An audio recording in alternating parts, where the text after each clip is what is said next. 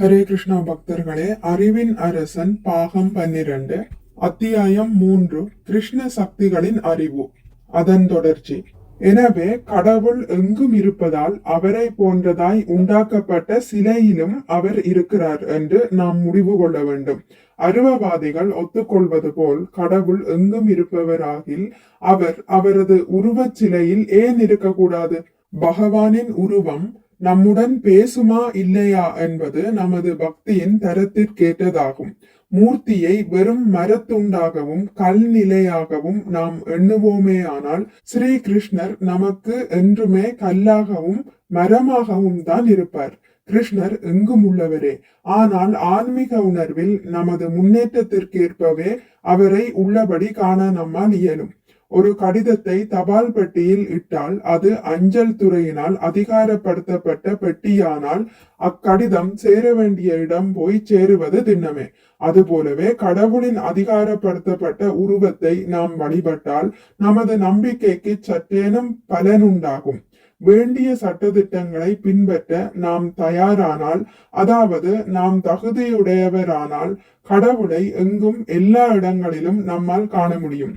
ஒரு பக்தன் இருக்கும் போது தனது எங்கும் நிறை சக்திகளால் இறைவன் தன்னை எங்கும் எல்லா இடங்களிலும் தோற்றுவிப்பார்.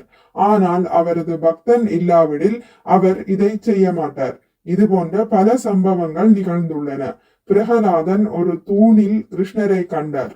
மேலும் பல உதாரணங்களும் உள்ளன. கிருஷ்ணர் இருக்கிறார். வேண்டுவதெல்லாம் அவரை பார்ப்பதற்கு வேண்டிய தகுதி நம்மிடம் உண்டாக வேண்டும் என்பதே. தனது எங்கும் நிறைந்த தன்மையை கிருஷ்ணரே பின்வரும் உதாரணத்தால் விளக்குகின்றார். யதாகாஷஸ்திதோ நித்யம் வாயு சர்வத்ர கோ மகான் ததா சர்வாணி பூதானி மத்ஸ்தானித்யுபதாரயா. பலம் வாய்ந்த காற்று எங்கும் அடித்து கொண்டு எவ்வாறு ஆகாய வெளியில் இருக்கிறதோ அதுபோலவே எல்லாம் எண்ணில் சார்ந்திருப்பதை அறிவாய். பகவத்கீதை 9.6 கிருஷ்ணர் இவ்வாறு கூறுகிறார். விண்ணிற்குள் காற்று வீசுவதை எல்லோரும் அறிவர். பூமியில் அது எங்கும் பறந்துள்ளது. காற்று அல்லது வாயுவில்லாத இடமே இல்லை. காற்றை வெளியேற்ற வேண்டும் என்றால் செயற்கையாக வெற்றிடத்தை இயந்திரமேதேனும் கொண்டு உண்டாக்கவே வேண்டியிருக்கும். விண்ணில் எங்கும் காற்று வீசுவது போலவே எல்லாம் கிருஷ்ணருக்குள்ளேயே இருக்கின்றன. இது இப்படியானால் ஜடப்படைப்பு கலைக்கப்பட்டவுடன் அது எங்கு செல்கிறது?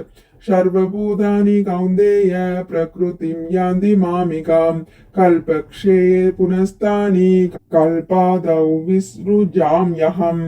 குந்தி மகனே, கல்பத்தின் இறுதியில் ஒவ்வொரு ஜடத்தோற்றமும் என் இயற்கையில் புகுந்து மறு கல்பத்தின் ஆரம்பத்தில் மறுபடியும் என்னால் எனது சக்தியை கொண்டு மீண்டும் படைக்கப்படுகின்றன. பகவத்கீதை 9.7 கிருஷ்ணர் இவ்வாறு கூறுகிறார். கிருஷ்ணர் அவரது இயற்கையை பிரகிருதியை இயக்குகிறார். ஒருவன் கடிகாரத்திற்கு சாவி கொடுப்பது போலவே இயற்கை சாவி கலன்றவுடன் மீண்டும் இறைவனில் புகுந்து விடுகின்றது. ஆனால் ஆன்மீக படைப்போ இது போன்றதல்ல. ஏனெனில் அது நிரந்தரமானது. ஜடப்படைப்பில் எல்லாமே தற்காலிகமானவை.